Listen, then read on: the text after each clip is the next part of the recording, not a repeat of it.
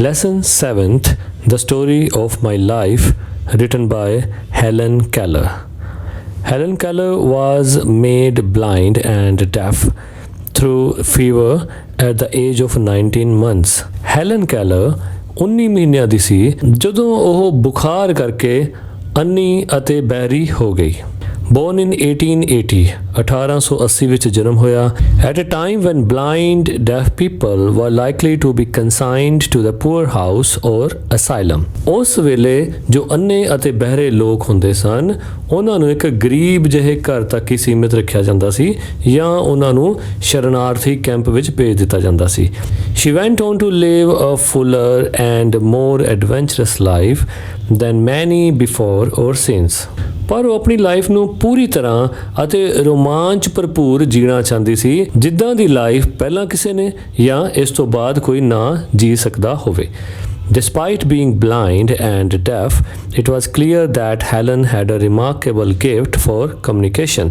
ਕਿ ਅੰਨੇ ਅਤੇ ਬਹਿਰੇ ਹੋਣ ਦੇ ਬਾਵਜੂਦ ਹੈਲਨ ਕੋਲ ਅਦਭੁਤ ਗਿਫਟ ਸੀ, ਉਹ ਸੀ ਗੱਲਬਾਤ ਕਰਨ ਦਾ। She learned to read and write Braille. ਉਸਨੇ ਬ੍ਰੇਲ ਭਾਸ਼ਾ ਪੜ੍ਹਨੀ ਅਤੇ ਲਿਖਣੀ ਸਿੱਖੀ and to read lips by feeling the shapes and vibrations formed by people's mouth as they speak. ਅਤੇ ਉਸਨੇ ਇਹ ਵੀ ਸਿੱਖਿਆ ਕਿ ਜਦੋਂ ਕੋਈ ਲੋਕ ਬੋਲਦੇ ਹਨ ਤਾਂ ਉਹਨਾਂ ਦੇ ਬੁੱਲ੍ਹਾਂ 'ਤੇ ਹੱਥ ਰੱਖ ਕੇ ਉਹਨਾਂ ਦੇ ਬੁੱਲ੍ਹਾਂ ਦੀ ਸ਼ੇਪ ਕਿਹੋ ਜਿਹੀ ਬਣਦੀ ਹੈ ਅਤੇ ਕਿਸ ਤਰ੍ਹਾਂ ਉਹ ਵਾਈਬਰੇਟ ਕਰਦੇ ਹਨ, ਉਹ ਚੀਜ਼ ਨੂੰ ਮਹਿਸੂਸ ਕਰਕੇ ਉਹਨੇ ਪਤਾ ਲਗਾਉਣਾ ਸ਼ੁਰੂ ਕੀਤਾ ਕਿ ਉਹ ਕੀ ਬੋਲਦੇ ਪਏ ਹਨ। This form of lip reading, ਟੈਡੋਮਾ, is one that is very difficult. ਇਸ ਤਰ੍ਹਾਂ ਦੀ ਲਿਪ ਰੀਡਿੰਗ ਦੀ ਜੋ ਕਿਸਮ ਹੈ ਜਿਸ ਨੂੰ ਟੈਡੋਮਾ ਕਹਿੰਦੇ ਹਨ, ਇਹ ਬਹੁਤ ਔਖੀ ਹੈ and few people ever manage to do successfully. ਅਤੇ ਕੁਝ ਹੀ ਲੋਕ ਇਸ ਨੂੰ ਸਫਲਤਾਪੂਰਵਕ ਸਿੱਖ ਸਕੇ, ਕਰ ਸਕੇ। Anne Sullivan arrived at Keller's house in March 1887. 1887 ਵਿੱਚ Anne Sullivan ਕੈਲਰ ਦੇ ਘਰ ਆਏ and immediately began to teach Helen to communicate by spelling words into her hand. ਅਤੇ ਤੁਰੰਤ ਹੀ ਸੁਲੇਵਨ ਨੇ ਹੈਲਨ ਨੂੰ ਹੱਥਾਂ ਦੇ ਉੱਤੇ ਸਪੈਲਿੰਗਸ ਦਾ ਆਕਾਰ ਬਣਾ ਕੇ ਉਸ ਨੂੰ ਗੱਲਬਾਤ ਕਰਨੀ ਸਿਖਾਈ। At age 22, 22 ਸਾਲ ਦੀ ਉਮਰ ਵਿੱਚ ਕੈਲਰ ਪਬਲਿਸ਼ਡ ਹਰ ਆਟੋਬਾਇਓਗ੍ਰਾਫੀ। 22 ਸਾਲ ਦੀ ਉਮਰ ਵਿੱਚ ਕੈਲਰ ਨੇ ਆਪਣੀ ਸਵੈ ਜੀਵਨੀ ਲਿਖੀ ਦ ਸਟੋਰੀ ਆਫ ਮਾਈ ਲਾਈਫ 1903, ਜੋ ਕਿ 1903 ਵਿੱਚ ਲਿਖੀ ਗਈ, ਜਿਸ ਦਾ ਨਾਮ ਸੀ the story of my life with help from Sullivan and Sullivan's husband, ਜਿਸ ਵਿੱਚ ਕਿ ਉਸ ਦੀ ਮਦਦ ਸੁਲੇਵਨ ਅਤੇ ਸੁਲੇਵਨ ਦੇ ਹਸਬੈਂਡ ਨੇ ਕੀਤੀ, ਜੌਨ ਮੈਕੇ, ਜਿਸ ਦਾ ਨਾਮ ਸੀ John Macy. It recounts the story of her life up to age 21 and was written during her time in college. ਇਹ ਕਹਾਣੀ ਉਸ ਦੀ 21 ਸਾਲ ਤੱਕ ਦੀ ਉਮਰ ਦਾ ਬਿਊਰਾ ਦਿੰਦੀ ਹੈ ਅਤੇ ਨਾਲ ਹੀ ਇਹ ਕਹਾਣੀ ਉਸ ਦੇ ਕਾਲਜ ਦੇ ਸਮੇਂ ਦੌਰਾਨ ਲਿਖੀ ਗਈ। Let's start. The most important day I remember in all my life is the one on which my teacher Anne Mansfield Sullivan came to me. ਕਿ ਮੇਰੀ ਜ਼ਿੰਦਗੀ ਦਾ ਸਭ ਤੋਂ ਯਾਦ ਰੱਖਣ ਵਾਲਾ ਦਿਨ ਇਹ ਸੀ ਜਦੋਂ ਮੇਰੀ ਅਧਿਆਪਿਕਾ ਐਨੀ ਮੈਨਸਫੀਲਡ ਸੁਲੇਵਨ ਮੇਰੇ ਘਰ ਆਈ। I am filled with wonder. ਮੈਂ ਹੈਰਾਨੀ ਨਾਲ ਭਰ ਗਈ when I considered, ਜਦੋਂ ਮੈਨੂੰ ਪਤਾ ਲੱਗਾ the immeasurable contrasts between the two lives, ਕਿ ਦੋ ਜ਼ਿੰਦਗੀਆਂ ਵਿਚਾਲੇ ਜੋ ਅਥਾਹ ਵਿਰੋਧੀ ਚੀਜ਼ਾਂ ਸਨ which it connects, ਜੋ ਕਿ ਮੇਰੇ ਟੀਚਰ ਐਨੀ ਮੈਨਸਫੀਲਡ ਸੁਲੇਵਨ ਦੇ ਆਉਣ ਤੇ ਜੁੜੀਆਂ। ਕਿ ਭਾਵ ਮੇਰੀ ਪਹਿਲੀ ਲਾਈਫ ਅਤੇ ਮੇਰੇ ਟੀਚਰ ਦੇ ਮੇਰੀ ਜ਼ਿੰਦਗੀ ਵਿੱਚ ਆਉਣ ਤੋਂ ਬਾਅਦ ਮੇਰੀ ਦੂਜੀ ਲਾਈਫ, ਇਹ ਦੋਨੋਂ ਲਾਈਵਸ ਨੂੰ ਮੇਰੀ ਟੀਚਰ ਨੇ ਆ ਕੇ ਜੋੜਿਆ। On the afternoon of that eventful day, ਕਿ ਉਸ ਘਟਨਾ ਵਾਲੇ ਦਿਨ ਦੀ ਦੁਪਹਿਰ ਨੂੰ I stood on the porch dumb expectant. ਮੈਂ ਆਪਣੇ ਬਰਾਮਦੇ ਵਿੱਚ, ਵਿਹੜੇ ਵਿੱਚ ਗੂੰਗੀ ਅਤੇ ਇੰਤਜ਼ਾਰ ਕਰਨ ਵਾਲੀ ਬਣ ਕੇ ਖੜੀ ਹੋਈ ਸੀ। I guessed vaguely from my mother's signs. ਮੈਂ ਥੋੜਾ ਆਪਣੇ ਮੰਮੀ ਦੁਆਰਾ ਦਿੱਤੇ ਗਏ ਸੰਕੇਤਾਂ ਤੋਂ ਆਈਡੀਆ ਲਗਾ ਲਿਆ ਸੀ, ਗੈਸ ਲਗਾ ਲਿਆ ਸੀ। And from the hurrying to and fro in the house, ਕਿ ਘਰ ਵਿੱਚ ਜੋ ਇੱਧਰ ਉੱਧਰ ਭਾਜੜ ਪਈ ਸੀ ਉਸ ਤੋਂ ਵੀ ਅੰਦਾਜ਼ਾ ਲਗਾ ਲਿਆ ਸੀ that something unusual was about to happen, ਕਿ ਸਾਡੇ ਘਰ ਵਿੱਚ ਕੁਝ ਖਾਸ ਵਾਪਰਨ ਲੱਗਾ ਸੀ। So I went to the door and waited on the steps. ਇਸ ਲਈ ਮੈਂ ਦਰਵਾਜ਼ੇ ਕੋਲ ਗਈ ਅਤੇ ਪੌੜੀਆਂ ਕੋਲ ਖੜ ਕੇ ਇੰਤਜ਼ਾਰ ਕਰਨ ਲੱਗੀ। The afternoon sun penetrated the mass of honeysuckle that covered the porch. honeysuckle ਇੱਕ ਅਜਿਹਾ ਪੌਦਾ ਜੋ ਨਾਰਥ ਅਮਰੀਕਾ ਵਿੱਚ ਜ਼ਿਆਦਾ ਪਾਇਆ ਜਾਂਦਾ ਹੈ, ਜਿਹਦੀਆਂ ਲੰਬੀਆਂ ਪੱਤੀਆਂ ਤੇ ਲਾਲ ਫੁੱਲ ਹੁੰਦੇ ਹਨ, ਕਿ ਵਿਹੜੇ ਵਿੱਚ ਮੌਜੂਦ honeysuckle ਦੇ ਬੂਟਿਆਂ ਦੇ ਉੱਤੇ ਦੁਪਹਿਰ ਦੀ ਧੁੱਪ ਬਿਖਰੀ ਪਈ ਸੀ and fell on my upturned face, ਅਤੇ ਉੱਪਰ ਵੱਲ ਉੱਠੇ ਹੋਏ ਮੇਰੇ ਚਿਹਰੇ ਤੇ ਉਹ ਧੁੱਪ ਪਈ। My fingers lingered almost unconsciously on the familiar leaves and blossoms. ਤਾਂ ਉਹਨਾਂ honeysuckle ਦੇ ਪੌਦਿਆਂ ਦੇ ਪੱਤਿਆਂ ਅਤੇ ਡੋਡੀਆਂ ਦੇ ਉੱਪਰ ਮੇਰੀਆਂ ਉਂਗਲਾਂ ਲਗਭਗ ਅਚੇਤ ਹੀ ਠਹਿਰ ਗਈਆਂ, which had just come forth to greet the sweet southern spring, ਜਿਹੜੀਆਂ ਕਿ ਹਜੇ ਹੁਣੇ ਹੀ ਉਸ ਪੌਦੇ ਚੋਂ ਬਾਹਰ ਨਿਕਲੀਆਂ ਸਨ, ਉਸ ਦੱਖਣ ਦੇ ਪਾਸੇ ਆਈ ਬਹਾਰ ਦਾ ਸਵਾਗਤ ਕਰਨ ਲਈ। I did not know what the future held of marvel or surprise for me. ਮੈਨੂੰ ਬਿਲਕੁਲ ਨਹੀਂ ਪਤਾ ਸੀ ਕਿ ਭਵਿੱਖ ਨੇ ਮੇਰੇ ਵਾਸਤੇ ਕੀ ਅਦਭੁਤ ਅਤੇ ਬਹੁਤ ਹੀ ਅਨੋਖਾ ਸਾਂਭ ਕੇ ਰੱਖਿਆ ਹੋਇਆ, ਸਟੋਰ ਕਰਕੇ ਰੱਖਿਆ ਹੋਇਆ ਹੈ। Anger and bitterness had preyed upon me continually for weeks. ਗੁੱਸੇ ਅਤੇ ਕੋੜੇਪਨ ਵਾਲੇ ਸੁਭਾਅ ਨੇ ਕਈ ਹਫ਼ਤਿਆਂ ਤੋਂ ਮੇਰਾ ਲਗਾਤਾਰ ਸ਼ਿਕਾਰ ਕੀਤਾ ਹੋਇਆ ਸੀ। And a deep languor had succeeded this passionate struggle. ਅਤੇ ਇੱਕ ਲੰਬੀ ਸਾਰੀ ਥਕਾਵਟ ਨੇ ਇਹ ਜਨੂਨੀ ਲੜਾਈ ਜਿੱਤ ਲਈ ਸੀ, ਭਾਵ ਮੈਂ ਬਹੁਤ ਥਕੀ ਹੋਈ ਸੀ। Have you ever been at sea in a dense fog? ਕੀ ਤੁਸੀਂ ਕਦੀ ਸੰਘਣੀ ਧੁੰਦ ਵੇਲੇ ਸਮੁੰਦਰ ਤੇ ਗਏ ਹੋ? When it seemed, ਜਦੋਂ ਤੁਹਾਨੂੰ ਪ੍ਰਤੀਤ ਹੋਵੇ, as if a tangible white darkness shut you in, ਕਿ ਸਪਸ਼ਟ ਰੂਪ ਵਿੱਚ ਦਿਸਣ ਵਾਲਾ ਚਿੱਟਾ ਅੰਧਕਾਰ ਤੁਹਾਨੂੰ ਆਪਣੇ ਆਪ ਵਿੱਚ ਲਕੋ ਲੇਗਾ। ਐਂਡ ਅ ਗ੍ਰੇਟ ਸ਼ਿਪ, ਅਤੇ ਇੱਕ ਬਹੁਤ ਵੱਡਾ ਸਮੁੰਦਰੀ ਜਹਾਜ਼, ਟੈਂਸ ਐਂਡ ਐਂਕਸ਼ੀਅਸ, ਜਿਹੜਾ ਚਿੰਤਿਤ ਹੋਵੇ ਅਤੇ ਉਤਾਵਲਾ ਹੋਵੇ ਕਿਨਾਰੇ ਤੇ ਜਾਣ ਲਈ। ਗਰੋਬਡ ਹਰ ਵੇ ਟੁਵਰਡ ਦਾ ਸ਼ੋਰ, ਜਿਹੜਾ ਕਿ ਕਿਨਾਰੇ ਵੱਲ ਜਾਣ ਲਈ ਆਪਣਾ ਰਸਤਾ ਲੱਭ ਰਿਹਾ ਹੋਵੇ। With plummet and sounding line, plummet and sounding line ਹੁੰਦਾ ਕਿ ਜੋ ਸ਼ਿਪ ਦੀ ਸਮੁੰਦਰ ਦੇ ਹੇਠ ਧਰਤੀ ਤੋਂ ਦੂਰੀ ਦੱਸਦੀ ਹੋਵੇ, ਭਾਵ ਮੇਰੀ ਸਥਿਤੀ ਉਸ ਤੂਫਾਨ ਦੇ ਨਾਲ ਘਿਰੇ ਹੋਏ ਸਮੁੰਦਰੀ ਜਹਾਜ਼ ਵਰਗੀ ਸੀ, ਜੋ ਕਿ ਬਹੁਤ ਟੈਂਸ ਸੀ ਤੇ ਬੜਾ ਐਂਕਸ਼ੀਅਸ ਸੀ, ਉਤਾਵਲਾ ਸੀ ਕੰਢੇ ਤੱਕ ਪਹੁੰਚਣ ਲਈ। ਅਤੇ ਮੰਨ ਲਓ ਤੁਹਾਡਾ ਜਹਾਜ਼ ਸਮੁੰਦਰ ਦੇ ਵਿੱਚ ਤੂਫਾਨ ਨਾਲ ਘਿਰਿਆ ਹੋਇਆ ਹੈ ਅਤੇ ਤੁਸੀਂ ਚਿੰਤਿਤ ਹੋ, ਐਂਕਸ਼ੀਅਸ ਹੋ, ਅਤੇ ਉਸੇ ਚਿੰਤਾ ਦੇ ਵਿੱਚ ਤੁਸੀਂ ਕਿਨਾਰੇ ਦੀ ਭਾਲ ਦੇ ਵਿੱਚ ਹੋ। And you waited with beating heart for something to happen, ਅਤੇ ਤੁਸੀਂ ਆਪਣੇ ਧੜਕਦੇ ਹੋਏ ਦਿਲ ਦੇ ਨਾਲ ਇੰਤਜ਼ਾਰ ਕਰ ਰਹੇ ਹੋ ਹੋਣੀ ਦਾ। I was like that ship before my education began, ਆਪਣੀ ਸਿੱਖਿਆ ਸ਼ੁਰੂ ਹੋਣ ਤੋਂ ਪਹਿਲਾਂ ਮੈਂ ਵੀ ਉਸੇ ਹੀ ਸਮੁੰਦਰੀ ਜਹਾਜ਼ ਵਰਗੀ ਸੀ। ਓਨਲੀ ਆਈ ਵਾਸ ਵਿਦਆਊਟ ਕੰਪਸ ਔਰ ਸਾਊਂਡਿੰਗ ਲਾਈਨ, ਅਤੇ ਮੈਂ ਉਸ ਦਿਸ਼ਾ ਸੂਚਕ ਯੰਤਰ ਅਤੇ ਸਾਊਂਡਿੰਗ ਲਾਈਨ ਤੋਂ ਬਿਨਾਂ ਹੀ ਸੀ। And had no way of knowing how near the harbour was, ਅਤੇ ਮੇਰੇ ਕੋਲ ਅਜਿਹਾ ਕੋਈ ਜ਼ਰੀਆ ਨਹੀਂ ਸੀ ਜਿਹਦੇ ਨਾਲ ਮੈਨੂੰ ਪਤਾ ਚੱਲ ਸਕੇ ਕਿ ਬੰਦਰਗਾਹ ਜਾਂ ਕਿਨਾਰਾ ਹੋਰ ਕਿੰਨੀ ਦੂਰ ਸੀ। ਲਾਈਟ, ਗਿਵ ਮੀ ਲਾਈਟ, ਰੋਸ਼ਨੀ, ਮੈਨੂੰ ਰੋਸ਼ਨੀ ਦਿਓ, was the wordless cry of my soul, ਮੇਰੀ ਆਤਮਾ ਦੀ ਇਹੀ ਨਿਸ਼ਬਦ ਚੀਖ ਸੀ। and the light of love shone on me in that very hour, ਅਤੇ ਉਸੇ ਸਮੇਂ ਦੌਰਾਨ ਮੇਰੇ ਉੱਤੇ ਪਿਆਰ ਦੀ ਉਹ ਰੋਸ਼ਨੀ ਚਮਕੀ। I felt approaching footsteps, ਮੈਂ ਆਪਣੇ ਵੱਲ ਵਧਦੇ ਹੋਏ ਕਦਮਾਂ ਦੀ ਆਹਟ ਮਹਿਸੂਸ ਕੀਤੀ। I stretched out my hand as I supposed to my mother, ਮੈਂ ਆਪਣੇ ਹੱਥ ਅੱਗੇ ਨੂੰ ਫੈਲਾਏ ਕਿ ਮੈਂ ਸਮਝਿਆ ਕਿ ਮੇਰੇ ਮਾਤਾ ਜੀ ਹਨ।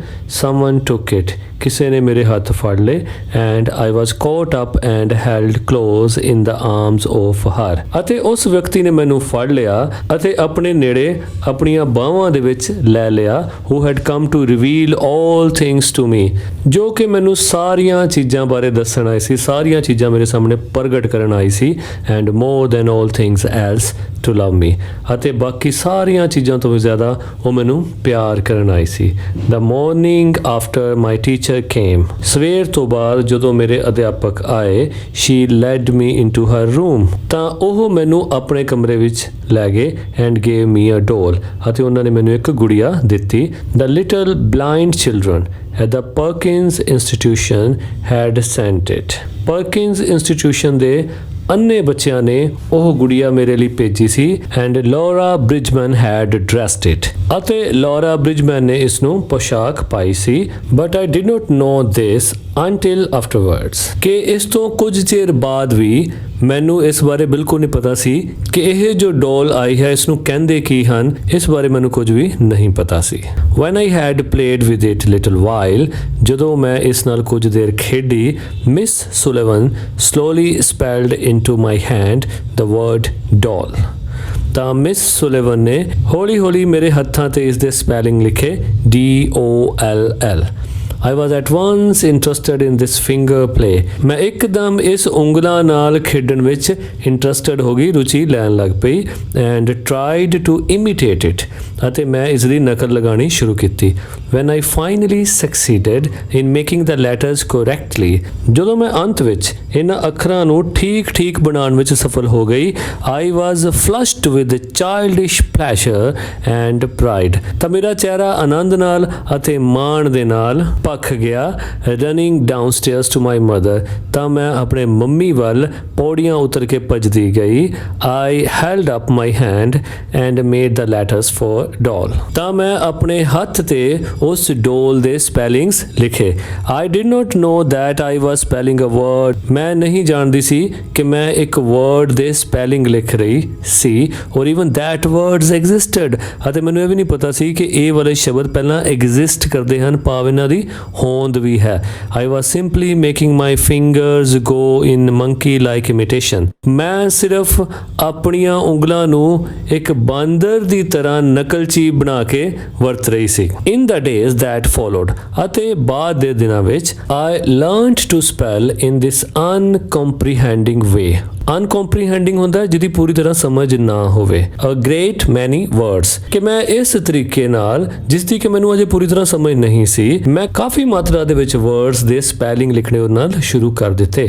But my teacher had been with me several weeks before I understood that everything has a name। ਪਰ ਇਸ ਸਭ ਲਈ ਮੇਰੇ ਟੀਚਰ ਨੂੰ ਮੇਰੇ ਨਾਲ ਕਈ ਹਫ਼ਤੇ ਬਿਤਾਣੇ ਪਏ ਇਹ ਦੱਸਣ ਲਈ ਕਿ ਹਰ ਇੱਕ ਵਸਤੂ ਦਾ ਇੱਕ ਨਾਮ ਹੁੰਦਾ ਹੈ। One day while I was playing with my new doll, ਇੱਕ ਦਿਨ ਜਦੋਂ ਮੈਂ ਆਪਣੀ ਨਵੀਂ ਗੁੜੀਆ ਦੇ ਨਾਲ ਖੇਡ ਰਹੀ ਸੀ, Miss Sullivan put my big rag doll into my lap and also spelled DOLL। ਤਾਂ ਮਿਸ ਸੁਲੇਵਨ ਨੇ ਮੇਰੀ ਪੁਰਾਣੀ ਲੀਰਾਂ ਦੇ ਨਾਲ ਬਣੀ ਹੋਈ ਡੋਲ ਨੂੰ ਮੇਰੀ ਗੋਦੀ ਵਿੱਚ ਰੱਖਿਆ ਅਤੇ ਉਸ ਲਈ ਵੀ ਉਹਨਾਂ ਨੇ ਸਪੈਲਿੰਗ ਲਿਖੇ DOLL and tried to make me understand that DOLL applied to both, ਅਤੇ ਉਹਨਾਂ ਨੇ ਮੈਨੂੰ ਸਮਝਾਉਣ ਦੀ ਕੋਸ਼ਿਸ਼ ਕੀਤੀ ਕਿ ਇਹਨਾਂ ਦੋਨਾਂ ਵਾਸਤੇ, ਭਾਵ ਇੱਕ ਨਵੀਂ ਗੁੜੀਆ ਵਾਸਤੇ ਤੇ ਇੱਕ ਜਿਹੜੀ ਪੁਰਾਣੀ ਲੀਰਾਂ ਦੇ ਨਾਲ ਬਣੀ ਹੋਈ ਹੈ, ਦੋਨੋਂ ਗੁੜੀਆ ਵਾਸਤੇ DOLL ਲੈਟਰਸ ਅਪਲਾਈ ਕਰਦੇ ਹਨ। ਇਹਨਾਂ ਦੋਨਾਂ ਨੂੰ ਅਸੀਂ DOLL ਕਹਿਣਾ ਹੈ। Earlier in the day we had a tussle over the words MUG and WATER। ਉਸੇ ਹੀ ਦਿਨ ਪਹਿਲਾਂ ਸਾਡੇ ਵਿੱਚ ਦੋ ਸ਼ਬਦਾਂ ਨੂੰ ਲੈ ਕੇ ਅਸਹਿਮਤੀ ਵੀ ਸੀ, ਉਹ ਸਨ MUG ਅਤੇ WATER। Miss Sullivan had tried to impress it upon me that MUG is mug and that WATER is water, ਕਿ Miss Sullivan ਨੇ ਇਹਨਾਂ ਦੋ ਸ਼ਬਦਾਂ ਦੇ ਨਾਲ ਕਿ MUG ਮਗ ਹੁੰਦਾ ਹੈ ਅਤੇ WATER ਵਾਟਰ ਹੁੰਦਾ ਹੈ, ਇਹਨਾਂ ਨਾਲ ਮੈਨੂੰ ਇੰਪ੍ਰੈਸ ਕਰਨ ਦੀ ਬੜੀ ਕੋਸ਼ਿਸ਼ ਕੀਤੀ। But I persisted in confounding the two। persist ਹੁੰਦਾ ਦ੍ਰਿੜ ਰਹਿਣਾ, ਆਪਣੇ ਗੱਲ ਤੇ ਕਾਇਮ ਰਹਿਣਾ। confounding ਹੁੰਦਾ ਭੁਲੇਖਾ ਪਾਉਣ ਵਾਲਾ, ਉਲਝਾਉਣ ਵਾਲਾ, ਕਿ ਮੈਂ ਇਸੇ ਗੱਲ ਤੇ ਹੀ ਦ੍ਰਿੜ ਰਹੀ ਕਿ ਦੋਨੋਂ ਸ਼ਬਦ ਬੜੇ ਉਲਝਾਉਣ ਵਾਲੇ ਹਨ। In despair, ਨਿਰਾਸ਼ਾ ਦੇ ਵਿੱਚ, she had dropped the subject for the time। ਉਹਨਾਂ ਨੇ ਕੁਝ ਸਮੇਂ ਲਈ ਇਹ ਵਾਲਾ ਵਿਸ਼ਾ ਡ੍ਰੌਪ ਕਰਤਾ, ਭਾਵ ਛੱਡ ਦਿੱਤਾ, only to renew it at the first opportunity। ਉਹਨਾਂ ਨੇ ਅਜਿਹਾ ਇਸ ਕਰਕੇ ਕੀਤਾ ਤਾਂ ਕਿ ਇਸ ਨੂੰ ਥੋੜਾ ਜਿਹਾ ਰੀਨਿਊ ਕਰਕੇ ਉਹ ਪੇਸ਼ ਕਰ ਸਕਣ। I became impatient at her repeated attempts। ਮੈਂ ਉਸ ਤੇ ਬਾਰ-ਬਾਰ ਇੱਕੋ ਹੀ ਗੱਲ ਨੂੰ ਸਮਝਾਉਣ ਤੇ ਬੜੀ ਇੰਪੇਸ਼ੈਂਟ ਹੋ ਗਈ, ਬੇਚੈਨ ਹੋ ਗਈ, ਭਾਵ ਮੇਰੇ ਸਬਰ ਦਾ ਬੰਨ ਟੁੱਟ ਗਿਆ। And seizing the new doll, ਅਤੇ ਮੈਂ ਨਵੀਂ ਗੁੜੀਆ ਨੂੰ ਫੜ ਕੇ ਬੈਠ ਗਈ। I dashed it upon the floor, ਮੈਂ ਇਸ ਨੂੰ ਫਰਸ਼ ਤੇ ਪਟਕ ਦਿੱਤਾ। I was keenly delighted when I felt the fragments of the broken doll at my feet। ਤਾਂ ਮੈਂ ਬਹੁਤ ਜ਼ਿਆਦਾ ਖੁਸ਼ ਹੋਈ ਜਦੋਂ ਮੈਂ ਟੁੱਟੀ ਹੋਈ ਗੁੜੀਆ ਦੇ ਟੁਕੜਿਆਂ ਨੂੰ ਆਪਣੇ ਪੈਰਾਂ ਵਿੱਚ ਦੇਖਿਆ। Neither sorrow nor regret followed my passionate outburst। ਤਾਂ ਮੇਰੇ ਜਨੂਨ ਨਾਲ ਭਰੇ ਹੋਏ ਗੁੱਸੇ ਵਿੱਚ ਕੋਈ ਵੀ ਦੁੱਖ ਨਹੀਂ ਸੀ ਤੇ ਨਾ ਹੀ ਕੋਈ ਖੇਦ ਨਜ਼ਰ ਆ ਰਿਹਾ ਸੀ। ਪਰ ਮੇਰੇ ਅੰਦਰ ਕੋਈ ਇਹੋ ਜਿਹੀ ਫੀਲਿੰਗ ਨਹੀਂ ਸੀ ਕਿ ਮੈਂ ਜੋ ਕੀਤਾ ਗਲਤ ਕੀਤਾ। I had not loved the doll। ਮੈਂ ਉਸ ਗੁੜੀਆ ਨੂੰ ਪਿਆਰ ਨਹੀਂ ਕਰਦੀ ਸੀ। In the still dark world in which I lived, there was no strong sentiment of tenderness। ਕਿ ਆਪਣੀ ਇਸ ਰੁਕੀ ਹੋਈ ਅਤੇ ਹਨੇਰੇ ਨਾਲ ਭਰੀ ਹੋਈ ਦੁਨੀਆ ਦੇ ਵਿੱਚ ਮੇਰੇ ਕੋਲ ਲਾਡ ਪਿਆਰ ਅਤੇ ਕਰੁਣਾ ਵਰਗੇ ਸਟਰੋਂਗ ਹਾਵ ਭਾਵ ਨਹੀਂ ਸਨ। I felt my teacher sweep the fragments to one side of the hearth। ਹਾਰਥ ਹੁੰਦਾ ਅੰਗੀਠੀ ਚੁੱਲ੍ਹਾ ਜਿੱਥੇ ਕਿ ਜ਼ਿਆਦਾ ਠੰਡ ਦੇ ਵਿੱਚ ਲੱਕੜਾਂ ਬਾਲੀਆਂ ਜਾਂਦੀਆਂ ਸਨ। ਤਾਂ ਮੈਂ ਸੋਚਿਆ ਕਿ ਮੇਰੇ ਅਧਿਆਪਕ ਉਸ ਅੰਗੀਠੀ ਦੇ ਇੱਕ ਪਾਸੇ ਉਸ ਡੋਲ ਦੇ ਟੁਕੜਿਆਂ ਤੇ ਝਾੜੂ ਮਾਰ ਦੇਣਗੇ and I had a sense of satisfaction that the cause of my discomfort was removed. ਤੇ ਮੇਰੇ ਅੰਦਰ ਵੀ ਇਸ ਸੰਤੁਸ਼ਟੀ ਦੇ ਹਾਵ ਭਾਵ ਆ ਜਾਣਗੇ ਕਿ ਮੈਨੂੰ ਅਸੁਵਿਧਾ ਪਹੁੰਚਾਉਣ ਵਾਲਾ ਜਿਹੜਾ ਕਾਰਨ ਸੀ ਉਹ ਚਲਾ ਗਿਆ ਹੈ। She brought me my hat। ਮੇਰੇ ਟੀਚਰ ਨੇ ਮੈਨੂੰ ਮੇਰੀ ਹੈਟ ਲਿਆ ਕੇ ਦਿੱਤੀ ਐਂਡ I knew ਅਤੇ ਮੈਂ ਜਾਣਦੀ ਸੀ I was going out into the warm sunshine ਕਿ ਮੈਂ ਬਾਹਰ ਨਿੱਘੀ ਧੁੱਪ ਦਾ ਆਨੰਦ ਮਾਣਨ ਜਾ ਰਹੀ ਹਾਂ। This thought, if a wordless sensation may be called a thought, ਕਿ ਜੋ ਮੇਰੇ ਅੰਦਰ ਉਤਪੰਨ ਹੋਈ ਨਿਸ਼ਬਦ ਚੁਣਚੁਣਾਹਟ ਨੂੰ ਤੁਸੀਂ ਵਿਚਾਰ ਕਹੋ ਤਾਂ ਉਹ ਵਾਲਾ ਵਿਚਾਰ made me hop and skip with pleasure। ਤਾਂ ਇਸ ਵਿਚਾਰ ਨੇ ਮੈਨੂੰ ਆਨੰਦ ਦੇ ਨਾਲ ਉਛਲਣ ਅਤੇ ਕੁੱਦਣ ਲਈ ਮਜਬੂਰ ਕਰ ਦਿੱਤਾ। We walked down the path to the well house। ਅਸੀਂ ਇੱਕ ਘਰ ਜਿਸ ਵਿੱਚ ਖੂਹ ਵੀ ਸੀ ਉਸ ਵੱਲ ਜਾਣਾ ਸ਼ੁਰੂ ਕੀਤਾ। Attracted by the fragrance of the honeysuckle with which it was covered। ਤੇ ਉਹ ਘਰ ਹਨੀਸਕਲ ਦੇ ਫੁੱਲਾਂ ਦੇ ਨਾਲ ਕਵਰਡ ਸੀ ਅਤੇ ਉਸ ਦੀ ਫ੍ਰੈਗਰੈਂਸ ਨੇ ਸਾਨੂੰ ਬਹੁਤ ਮੋਹਿਤ ਕੀਤਾ। Someone was drawing water and my teacher placed my hand under the spout। ਕੋਈ ਉੱਥੇ ਉਸ ਖੂਹ ਵਿੱਚੋਂ ਪਾਣੀ ਨੂੰ ਨਿਕਾਲ ਰਿਹਾ ਸੀ ਅਤੇ ਮੇਰੀ ਅਧਿਆਪਕ ਨੇ ਮੇਰਾ ਹੱਥ ਉਸ ਧਾਰਾ ਦੇ ਥੱਲੇ ਰੱਖਿਆ। As the cool stream gushed over one hand। ਤੇ ਜਦੋਂ ਪਾਣੀ ਦੀ ਠੰਡੀ ਧਾਰਾ ਮੇਰੇ ਇੱਕ ਹੱਥ ਉੱਤੇ ਪਈ she spelled into the other the word water। ਤਾਂ ਉਹਨਾਂ ਨੇ ਦੂਜੇ ਹੱਥ ਤੇ ਵਰਡ ਲਿਖਿਆ water WATER। First slowly ਪਹਿਲਾਂ ਹੌਲੀ ਹੌਲੀ then rapidly ਫਿਰ ਤੇਜ਼ੀ ਨਾਲ। I stood still। ਮੈਂ ਅਡੋਲ ਖੜੀ ਰਹੀ। My whole attention fixed upon the motions of her fingers। ਮੇਰਾ ਸਾਰਾ ਧਿਆਨ ਮੇਰੇ ਅਧਿਆਪਕ ਦੀਆਂ ਉਂਗਲਾਂ ਦੇ ਹਿਲਣ ਵੱਲ ਲੱਗਿਆ ਹੋਇਆ ਸੀ। Suddenly I felt a misty consciousness as of something forgotten, a thrill of returning thought। ਕਿ ਅਚਾਨਕ ਮੈਨੂੰ ਇੱਕ ਧੁੰਦਲਾ ਜਿਹਾ ਖਿਆਲ ਆਇਆ ਕਿ ਜਿੱਦਾਂ ਮੈਨੂੰ ਕੁਝ ਬਹੁਤ ਦੇਰ ਦਾ ਭੁੱਲਿਆ ਹੋਇਆ ਇੱਕਦਮ ਮੈਨੂੰ ਵਾਪਸ ਯਾਦ ਆਇਆ ਹੋਵੇ। And ਸਮਹਾਉ the mystery of language was revealed to me। ਅਤੇ ਕੁਝ ਹੱਦ ਤੱਕ ਭਾਸ਼ਾ ਦਾ ਭੇਦ ਭਾਸ਼ਾ ਦਾ ਰਾਜ਼ ਮੇਰੇ ਉੱਤੇ ਉਜਾਗਰ ਹੋ ਗਿਆ ਹੋਵੇ ਪ੍ਰਗਟ ਹੋ ਗਿਆ ਹੋਵੇ। I knew then that WATER meant the wonderful cool something that was flowing over my hand। ਮੈਂ ਉਦੋਂ ਤੋਂ ਇਹ ਜਾਣਿਆ ਕਿ WATER ਦਾ ਮਤਲਬ ਹੈ ਕਿ ਉਹ ਬਹੁਤ ਹੀ ਵਧੀਆ ਚੀਜ਼ ਜੋ ਮੇਰੇ ਹੱਥ ਤੇ ਵਹਿ ਰਹੀ ਸੀ। That living word awakened my soul। ਉਸ ਜ਼ਿੰਦਾ ਜਾਗਦੇ ਸ਼ਬਦ ਨੇ ਮੇਰੀ ਆਤਮਾ ਤੱਕ ਜਗਾ ਦਿੱਤੀ। Gave it light, hope, joy, set it free। ਅਤੇ ਮੇਰੀ ਆਤਮਾ ਨੂੰ ਪ੍ਰਕਾਸ਼ ਦਿੱਤਾ ਆਸ ਦਿੱਤੀ ਖੁਸ਼ੀ ਦਿੱਤੀ ਅਤੇ ਇਸ ਨੂੰ ਆਜ਼ਾਦ ਕਰ ਦਿੱਤਾ। There were barriers still। ਅਜੇ ਵੀ ਕੁਝ ਨਾ ਕੁਝ ਅੜਿੱਕੇ ਸਨ। It is true ਇਹ ਸੱਚ ਹੈ but barriers that could in time be swept away। ਪਰ ਉਹ ਇਹੋ ਜਿਹੇ ਬੈਰੀਅਰ ਸਨ ਜੋ ਕਿ ਸਮੇਂ ਬੀਤਦੇ ਜਾ ਸਕਦੇ ਸਨ। I left the well house eager to learn। ਤਾਂ ਮੈਂ ਹੋਰ ਅੱਗੇ ਸਿੱਖਣ ਲਈ ਉਸ ਖੂਹ ਵਾਲੇ ਘਰ ਨੂੰ ਜਲਦੀ ਛੱਡ ਦਿੱਤਾ। Everything had a name। ਹਰ ਇੱਕ ਚੀਜ਼ ਦਾ ਇੱਕ ਨਾਮ ਸੀ and each name gave birth to a new thought। ਅਤੇ ਹਰ ਨਾਮ ਇੱਕ ਨਵੇਂ ਵਿਚਾਰ ਨੂੰ ਜਨਮ ਦਿੰਦਾ ਸੀ। As we returned to the house ਜਦੋਂ ਅਸੀਂ ਆਪਣੇ ਘਰ ਵਾਪਸ ਆਏ every object which I touched seemed to quiver with life। ਤਾਂ ਹਰ ਇੱਕ ਵਸਤੂ ਜਿਸ ਨੂੰ ਮੈਂ ਹੱਥ ਲਗਾਉਂਦੀ ਸੀ ਉਹ ਜ਼ਿੰਦਗੀ ਦੇ ਨਾਲ ਭਰਪੂਰ ਸੀ। That is because I saw everything with the strange new sight that had come to me। ਇਸ ਕਰਕੇ ਸੀ ਕਿਉਂਕਿ ਮੈਂ ਹੁਣ ਹਰ ਇੱਕ ਚੀਜ਼ ਨੂੰ ਉਸ ਅਨੋਖੀ ਅਤੇ ਨਵੀਂ ਰੋਸ਼ਨੀ ਨਾਲ ਦੇਖਦੀ ਸੀ ਜਿਹੜੀ ਕਿ ਹੁਣੇ ਮੇਰੇ ਅੰਦਰ ਆਈ ਸੀ। On entering the door, I remembered the doll I had broken। ਤਾਂ ਘਰ ਦੇ ਦਰਵਾਜ਼ੇ 'ਚ ਪ੍ਰਵੇਸ਼ ਕਰਦਿਆਂ ਮੈਂ ਯਾਦ ਕੀਤਾ ਕਿ ਜਿਹੜੀ ਡੋਲ ਮੈਂ ਹੁਣੇ ਤੋੜ ਚੁੱਕੀ ਸੀ। I felt my way to the hearth। ਤੇ ਮੈਂ ਉਸ ਡੋਲ ਨੂੰ ਉਸ ਅੰਗੀਠੀ ਦੇ ਵੱਲ ਜਾਂਦੇ ਰਾਹ ਦੇ ਵਿੱਚ ਫੀਲ ਕੀਤਾ ਜੋ ਕਿ ਮੇਰੇ ਪੈਰਾਂ ਵਿੱਚ ਸੀ। And picked up the pieces। ਅਤੇ ਮੈਂ ਉਹ ਟੁਕੜਿਆਂ ਨੂੰ ਚੱਕਿਆ। I tried vainly to put them together। ਮੈਂ ਉਹਨਾਂ ਟੁਕੜਿਆਂ ਨੂੰ ਜੋੜਨ ਦੀ ਇੱਕ ਅਸਫਲ ਕੋਸ਼ਿਸ਼ ਕੀਤੀ। Then my eyes filled with tears। ਫਿਰ ਮੇਰੀਆਂ ਅੱਖਾਂ ਹੰਝੂਆਂ ਨਾਲ ਭਰ ਆਈਆਂ। For I realized what I had done। ਕਿ ਜੋ ਮੈਂ ਕੀਤਾ ਸੀ ਉਸ ਲਈ। And for the first time I felt repentance and sorrow। ਅਤੇ ਜ਼ਿੰਦਗੀ ਦੇ ਵਿੱਚ ਪਹਿਲੀ ਵਾਰ ਮੈਨੂੰ ਪਛਤਾਵਾ ਅਤੇ ਦੁੱਖ ਹੋਇਆ। I learned a great many new words that day। ਮੈਂ ਉਸ ਦਿਨ ਬਹੁਤ ਹੀ ਜ਼ਿਆਦਾ ਨਵੇਂ ਸ਼ਬਦ ਸਿੱਖੇ। I do not remember what they all were। ਮੈਨੂੰ ਹੁਣ ਯਾਦ ਨਹੀਂ ਹੈ ਕਿ ਉਹ ਨਵੇਂ ਸ਼ਬਦ ਕਿਹੜੇ ਸਨ। But I do know that ਪਰ ਮੈਂ ਇਹ ਜ਼ਰੂਰ ਜਾਣਦੀ ਹਾਂ ਕਿ mother, father, sister, teacher were among them। ਕਿ ਉਹਨਾਂ ਨਵੇਂ ਸ਼ਬਦਾਂ ਦੇ ਵਿੱਚ ਮਦਰ, ਫਾਦਰ, ਸਿਸਟਰ, ਟੀਚਰ ਸ਼ਾਮਲ ਸਨ। Words that were to make the world blossom for me। ਇਹ ਉਹ ਸ਼ਬਦ ਸੀ ਜਿਨ੍ਹਾਂ ਨੇ ਮੇਰੀ ਦੁਨੀਆ ਮਹਿਕਾ ਦਿੱਤੀ ਸੀ। Like Aaron's rod with flowers। Aaron's rod means Aaron's ਦੀ ਛੜੀ। ਯਹੂਦੀ ਧਰਮ ਵਿੱਚ ਇਸ ਬਾਰੇ ਵਿਖਿਆਨ ਮਿਲਦਾ ਹੈ ਕਿ ਮੋਜ਼ਿਸ ਦੇ ਬ੍ਰਦਰ ਐਰਨ ਦੇ ਕੋਲ ਤੋਰਾ ਦੇ ਵਿੱਚ ਇੱਕ ਛੜੀ ਹੁੰਦੀ ਸੀ ਜਿਸ ਤੇ ਫੁੱਲ ਲੱਗੇ ਹੁੰਦੇ ਸੀ, ਫਲਾਵਰਸ ਲੱਗੇ ਹੁੰਦੇ ਸੀ। ਤੇ ਉਸ ਛੜੀ ਨੂੰ ਜਾਦੂਈ ਛੜੀ ਕਿਹਾ ਜਾਂਦਾ ਸੀ ਜਿਸ ਨੇ ਬਹੁਤ ਸਾਰੇ ਪਲੇਗ ਦੇ ਮਰੀਜ਼ਾਂ ਦਾ ਇਜਿਪਟ ਦੇ ਵਿੱਚ ਇਲਾਜ ਕੀਤਾ ਸੀ।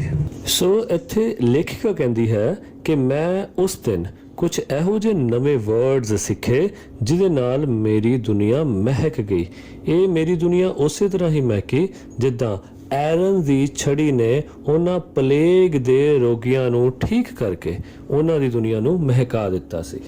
It would have been difficult to find a happier child than I was as I lay in my crib at the close of the eventful day and lived over the joys it had brought me।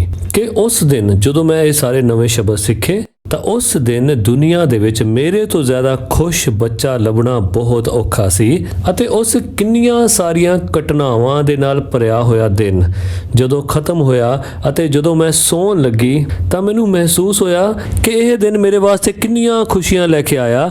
And for the first time longed for a new day to come। ਅਤੇ ਪਹਿਲੀ ਵਾਰ ਮੈਂ ਅਗਲੇ ਨਵੇਂ ਦਿਨ ਆਉਣ ਦੀ ਬੇਸਬਰੀ ਨਾਲ ਉਡੀਕ ਕੀਤੀ।